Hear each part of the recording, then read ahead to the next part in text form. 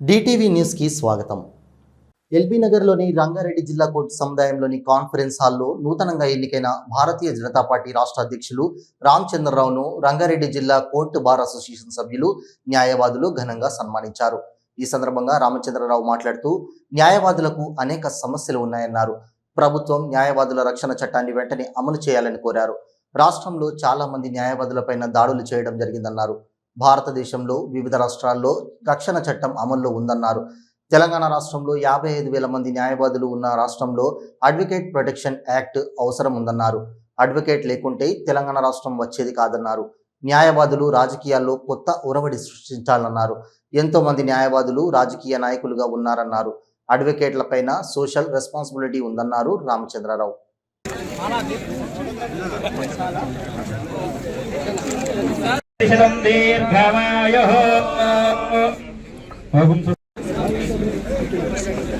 అన్న చిన్న చిన్న చిన్న అన్న అన్న అన్న హార్దిక్ అన్న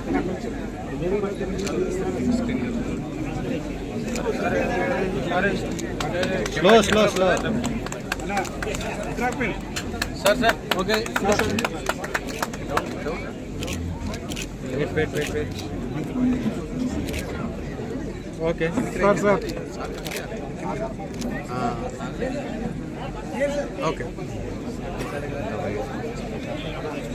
కోర్టులో పెద్ద ఎత్తున న్యాయవాది సంఘము, బార్ అసోసియేషను, మరి ప్రతాప్ రెడ్డి గారు అధ్యక్షులు, మరి వారు ఒక కార్యదర్శి కార్తిక్, అదేవిధంగా ఇతర అందరూ కూడా చాలా పెద్ద ఎత్తున ఇక్కడ నాకు స్వాగతం పలికారు. దాదాపు హైదరాబాద్లో ఉన్నటువంటి బార్ అసోసియేషన్, తెలంగాణలో ఉన్న బార్ అసోసియేషన్లో రంగారెడ్డి కోర్టు చాలా పెద్ద బారు. ఇక్కడ న్యాయవాదులు వారు చూపెట్టిన ప్రేమ, స్నేహశీలత, దానికి నేను నమస్కరిస్తున్నాను. నిజంగా ఈరోజు న్యాయవాది వృత్తిలో ఉన్నటువంటి ఒక న్యాయవాదులకు అనేక సమస్యలు ఉన్నాయి. మరి ఆ సమస్యల గురించి కూడా ఇక్కడ చర్చించడం జరిగింది. నేను ఈ సందర్భంగా ప్రభుత్వాన్ని కోరుతా ఉన్నాను. అడ్వకేట్స్ ప్రొటెక్షన్ యాక్ట్, అడ్వకేట్ల ఒక భద్రత సంబంధించిన దాంట్లో ఆ చట్టాన్ని తీసుకొని రావాలి. గతంలో మా పార్టీ తరఫు నుంచి మీ గవర్నర్ గారికి కూడా రిప్రజెంటేషన్ ఇవ్వడం జరిగింది. నేను మరొకసారి ప్రభుత్వాన్ని కోరుతా ఉన్నాను. చాలామంది అడ్వకేట్ల మీద దాడులు జరుగుతూ ఉన్నాయి. కొంతమంది అడ్వకేట్లని మర్డర్ కూడా చేయడం జరిగింది. అడ్వకేట్లకు ఒక భద్రత కల్పించాల్సిన అవసరం ఉన్నది. ఒక చట్టం మాత్రమే కలిగిస్తుంది. కొన్ని రాష్ట్రాలు ఇప్పటికే అడ్వకేట్స్ ప్రొటెక్షన్ యాక్ట్ తీసుకురావడం జరిగింది. మరి ఈ సందర్భంగా నేను ప్రభుత్వాన్ని వినమ్రంగా కోరుతా ఉన్నాను. చాలామంది 55,000 మంది న్యాయవాదులు ఉన్నటువంటి తెలంగాణలో ఈ అడ్వకేట్స్ ప్రొటెక్షన్ యాక్ట్ చాలా అవసరం అని చెప్పేసి కోరుతూ, మరి వెల్ఫేర్ ఫండ్లో కూడా ఈరోజు బార్ కౌన్సిల్ ఇచ్చినటువంటి ఒక ఏదైతే రాశి ఉందో దానికి మ్యాచింగ్ గ్రాంట్ కూడా ప్రభుత్వం ఇస్తే బాగుంటుంది. వెల్ఫేర్ ట్రస్ట్లో 100 కోట్లు గత ప్రభుత్వం పెట్టిందని చెప్పారు. మళ్ళీ 100 కోట్లు ఉన్నటువంటి ఒక ఏదైతే వడ్డీ ఉందో ఆ వడ్డీ మెడికల్ క్లెయిమ్స్కు వాడుతూ ఉన్నారు. మరి దాంతోనే ఒక మ్యాచింగ్ గ్రాంట్ కూడా ఈ ప్రభుత్వం కూడా 50 కోట్లు 100 కోట్లు ఇస్తే దాన్ని కలిపితే ఈ వెల్ఫేర్ ఫండ్ ఏదైతే అమౌంట్ ఇస్తుందో బార్ కౌన్సిల్ ఆఫ్ తెలంగాణ దానికి మ్యాచింగ్ గ్రాంట్గా ఇస్తే అడ్వకేట్లకు మంచి జరుగుతుందని చెప్పేసి కూడా ఈ విషయంలో నేను మళ్ళీ అతి త్వరలోనే రేవంత్ రెడ్డి గారికి నేను, ఎందుకంటే వారే లా మినిస్టర్ కాబట్టి వారికి నేను ఉత్తరం కూడా రాస్తాను. తిరుపతిలో మళ్లీ చిరుత సంచారం స్థానికులను కలవరపరుస్తోంది. జూ పార్క్ మార్గం వద్ద ఉన్నటువంటి అరవింద్ హాస్పిటల్ వద్ద చిరుత అక్కడి వారి కంటపడింది. గత వారం రోజులకు ముందు ఇదే మార్గంలో చిరుత కనిపించిన విషయం తెలిసిందే. దీంతో భయంతో బెంబేలెత్తిపోతున్నారు వాహనదారులు మరియు స్థానికులు. రాయదుర్గం గోపల్పల్లిలో ప్రభుత్వ విశ్రాంత ఉద్యోగులకు కేటాయించిన ఇళ్ల స్థలాల భూమిని ఆక్రమించుకునేందుకు ఓ సొసైటీ ప్రయత్నిస్తుందని తెలంగాణ ప్రభుత్వ పెన్షనర్ల సంఘం రాష్ట్ర అధ్యక్షుడు కనకం కొమరెల్లి ఆందోళన వ్యక్తం చేశారు. రాష్ట్ర ప్రభుత్వం అక్రమదారులను అడ్డుకొని తమ స్థలాలను పరిరక్షించాలని డిమాండ్ చేశారు. గోపన్నపల్లి BTNTOS హౌసింగ్ సొసైటీకి చెందిన స్థలాన్ని కొందరు ఆక్రమిస్తున్నారని ప్రభుత్వం స్పందించి అడ్డుకోవాలన్నారు. వినాయక సొసైటీని తరిమి కొట్టాలి. వలన దాని మీద స్టేటస్ కో వచ్చినందువలన ఎవ్వరు కూడా ల్యాండ్ మీద ఎలాంటి అభివృద్ధి పనులు చేయకూడదు, దాంట్లో ఎలాంటి నిర్మాణాలు చేయకూడదు, ఈవెన్ గవర్నమెంట్ కూడా చేయకూడదు, మా సొసైటీ కూడా చేయకూడదు. అందుకనే మేము కోర్టుకు వెళ్లకుండా గవర్నమెంట్ ను ఒప్పించుకొని మంచి మాటతోని గవర్నమెంట్ ఫేవర్గా వండుకుంటూ మేము మా ల్యాండ్ తెచ్చుకొని మరి మేము ఇల్లు కట్టుకోవాలనే ఆశతో ఉంటే ఈ రోజున మరి వాళ్ళు వచ్చి అంతా చేసినా సరే ఇటు పోలీసు వాళ్ళు మామూలుగా మరి కంప్లైంట్ సత్యనారాయణ గౌడ్ కంప్లైంట్ ఇస్తే పోలీసు పోయి వాళ్ళని అడిగితే ఆ రంగారావు అంటే ఆయన పోలీస్ స్టేషన్ నేను వెళ్ళిపోయింది. మేము కూడా వెళ్తే రంగారావు లేడు. కానీ దీనికి అంతటి కారణం ఒకటి మీరు అందరూ గమనించాలి.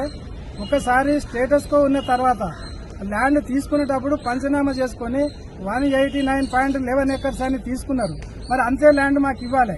అయితే మేము అప్పుడు లేఅవుట్ చేసినప్పుడు కూడా అదే సర్వేయరు అదే రెవెన్యూ డిపార్ట్మెంట్ వాళ్ళు కొలతలు చేసి ఆ హద్దులు చేసిన తర్వాత మేము లేఅవుట్ చేసుకున్నాం.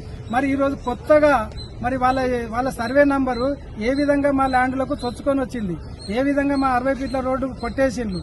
దీన్ని అంతా రెవెన్యూ డిపార్ట్మెంట్ వాళ్ళు పట్టించుకోకపోవడం మాకు చాలా బాధాకరంగా ఉన్నది. ఇది అంతటికీ బాధ్యత వహించాల్సింది రెవెన్యూ డిపార్ట్మెంట్ మాత్రమే. విజ్ఞాన్ భవన్లో స్వచ్ఛ సర్వేక్షణ అవార్డులు ప్రధాన కార్యక్రమం జరిగింది. రాష్ట్రపతి ద్రౌపది ముర్ము చేతుల మీదుగా మంత్రి నారాయణ అవార్డు స్వీకరించారు. రాష్ట్రం నుంచి 5 మున్సిపల్ కార్పొరేషన్లు అవార్డులకు ఎంపిక చేశారు. విజయవాడ, తిరుపతి, గుంటూరు, జీవీఎంసీ, రాజమండ్రి కార్పొరేషన్లకు అవార్డులు దక్కాయి. ఆ కార్యక్రమానికి కేంద్ర మంత్రి మనోహర్ లాల్ హాజరయ్యారు. అవార్డుల కార్యక్రమంలో రాష్ట్ర మున్సిపల్ శాఖ అధికారులు, ఆయా కార్పొరేషన్ల అధికారులు పాల్గొన్నారు.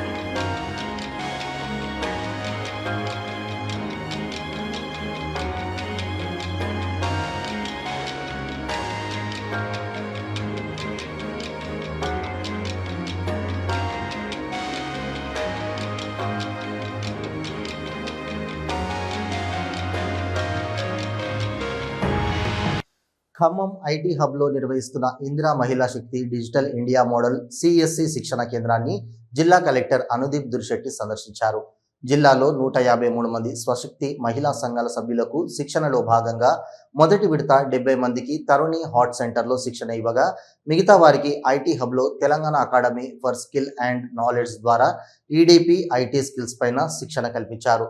నేర్చుకున్న టెక్నాలజీ వాడుకొని మీరు అభివృద్ధిలోకి రావాలి, ప్రతి పనిలో టెక్నాలజీ జోడించాల్సి ఉంది, మీకు ఆ నైపుణ్యం ఇచ్చి శిక్షణ ఇవ్వడం ప్రభుత్వం ఇస్తుంది, మీరు దాన్ని గ్రామీణ స్థాయిలోకి తీసుకెళ్లాలని ఆయన కోరారు.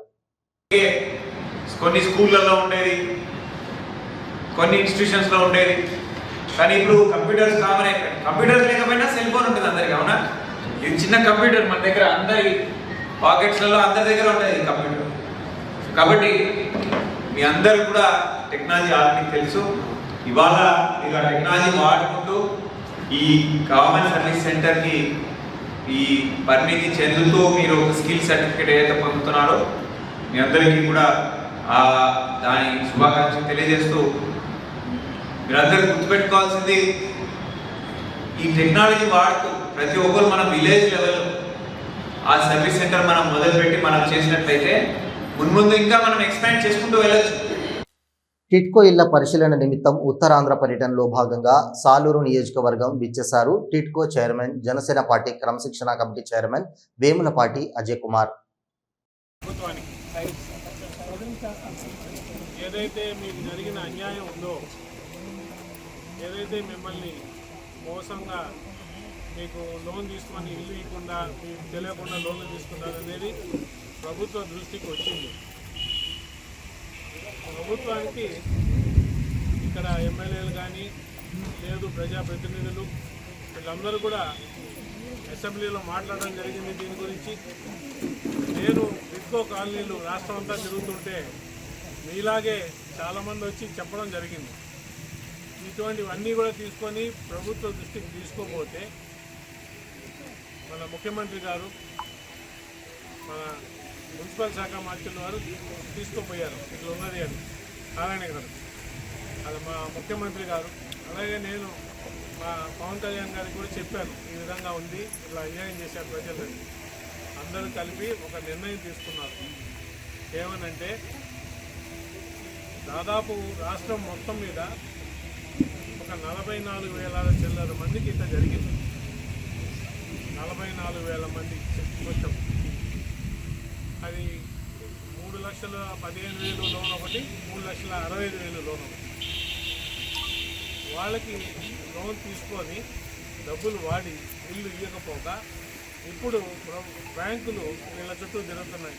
మీరు మాకు ఈఎంఐలు కట్టాలా, కట్టకపోతే మేము సిబిల్ మీకు ఇది అవుతుంది అని చెప్పి ఒత్తిడి బాగా చేస్తున్నాం. వీటినన్నిటినీ మేము ప్రభుత్వం ముందర పెడితే ప్రభుత్వము ఒక మంచి నిర్ణయం తీసుకోండి.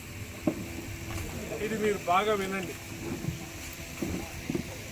ఈ మే 30వ తేదీ 2025 వరకు మీరు ఎన్ని ఈఎంఐలు ఉన్నాయో అన్ని ఈఎంఐలు కూడా ప్రభుత్వం కడుతుంది. సంగారెడ్డి జిల్లా సిర్గాపూర్ మండలం గైరాన్ తండాకు జాతీయ షెడ్యూల్ తెగల కమిషన్ సభ్యుడు జటోతు హుస్సేన్ నాయక్ విచ్చేశారు.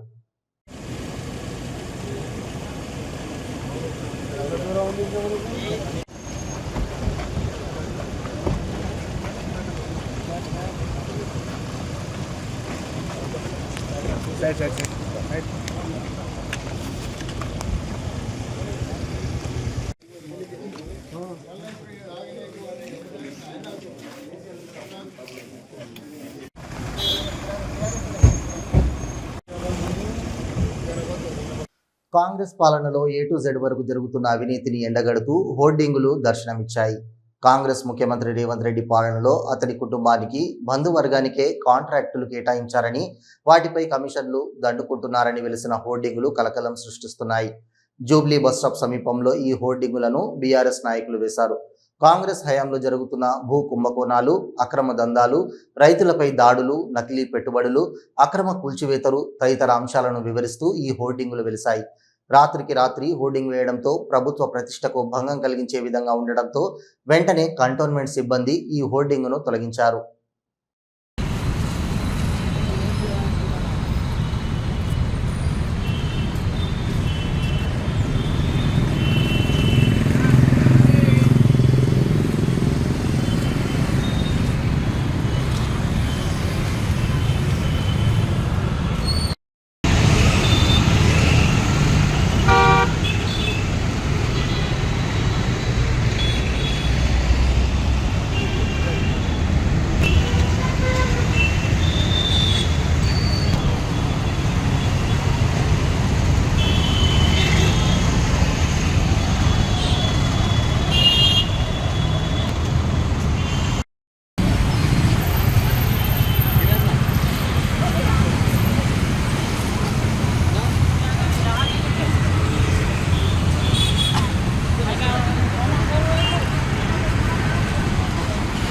హనుమకొండ జిల్లా పరకాల సొసైటీ వద్ద యూరియా కొరకు పరకాల గ్రెయిన్ మార్కెట్లో చెప్పులతో క్యూ లైన్లో నిల్చున్నారు రైతులు.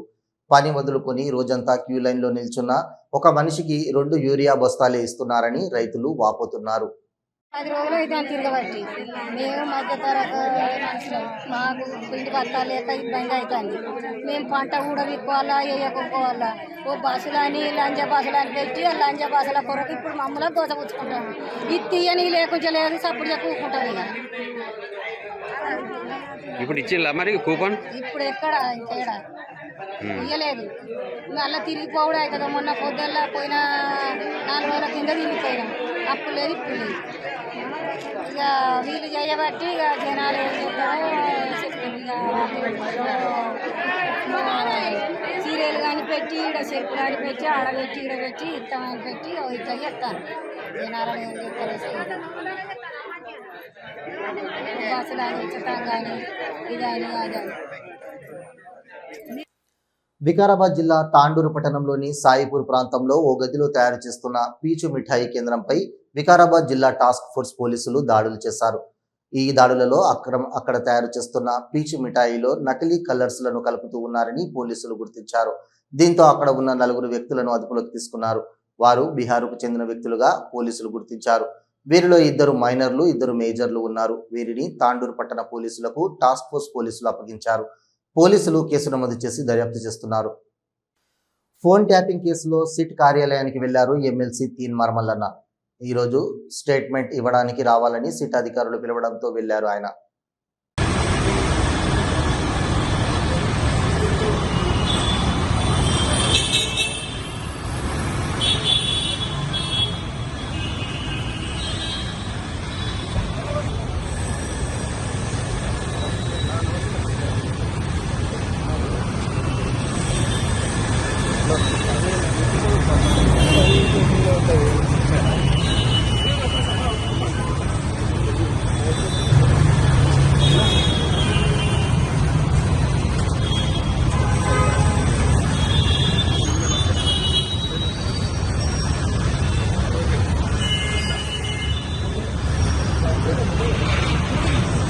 కుంట్ల చంద్రశేఖరరావు గారి సారథ్యంలో నడిచినటువంటి బీఆర్ఎస్ పార్టీ పరిపాలనలో కొన్ని వేల ఫోన్ నెంబర్లు ట్యాప్ చేయడం జరిగింది.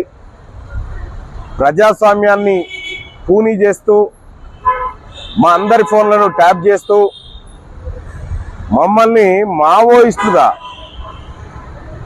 మావోయిస్టుల సానుభూతి పరులుగా మా పేరు చెప్పి మా కాల్స్ మా డేటా అంతా రికార్డ్ చేయించి మా ఫోన్లు ట్యాప్ చేయించి అటు కేంద్ర ప్రభుత్వాన్ని ఇటు ప్రజలను ఇటు పోలీస్ వ్యవస్థని అన్నిటినీ తప్పుదో పట్టించినటువంటి కల్వకుంట్ల చంద్రశేఖరరావు గారు నా ఫోన్లను దాదాపుగా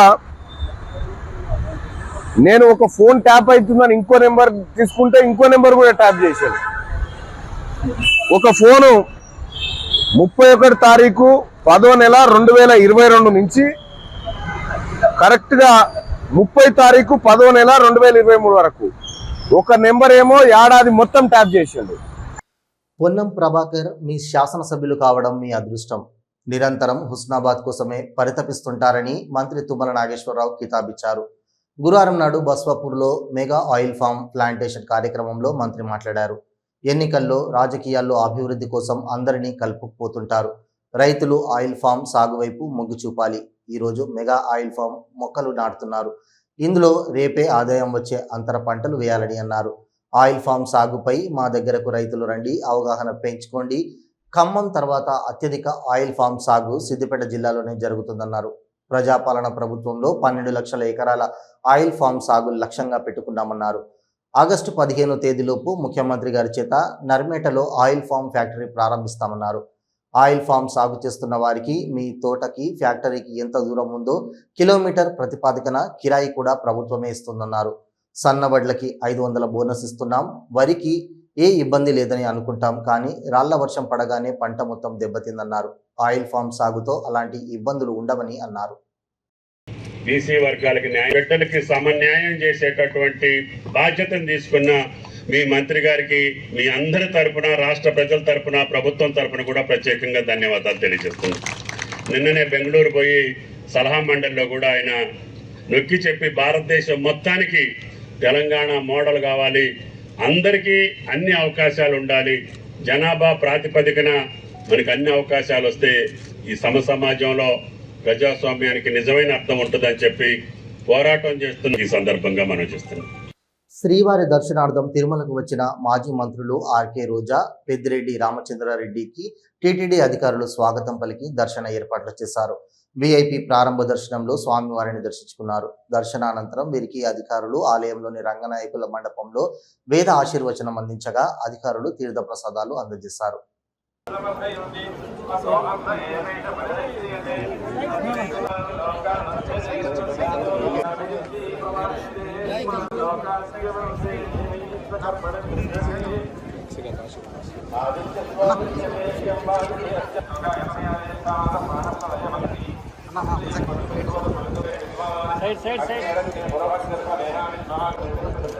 సార్ డైరెక్ట్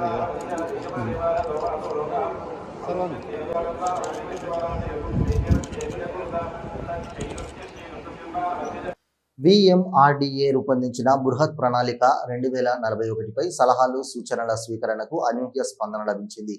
విశాఖ విఎంఆర్డీఏ కార్యాలయంలో 3వ అంతస్తు సమావేశ మందిరంలో నిర్వహించిన కార్యక్రమంలో VMRDA chairman MV Pranav Gopal, metropolitan commissioner KS Viswanathan స్వయంగా వినతులు స్వీకరించారు. నగర ఎమ్మెల్యేలు Vishnukumar Raju, Vamsikrishna Srinivas, Vizianagaram MLA Aditi Gajapathiraju, Yelamanchili MLA Sundarapu Vijay Kumar, Pendurthi MLA Panchakarla Ramesh Babu, GVMC కార్పొరేటర్లు ఎస్ పద్మారెడ్డి, స్టాలిన్ తదితరులు పాల్గొని తమ పరిధిలోని తమ దృష్టికి వచ్చిన మాస్టర్ ప్లాన్కు సంబంధించి పలు సూచనలు చేశారు. 2041 మాస్టర్ ప్లాన్పై ప్రజలు తమ సలహాలు, సూచనలు తెలిపారు.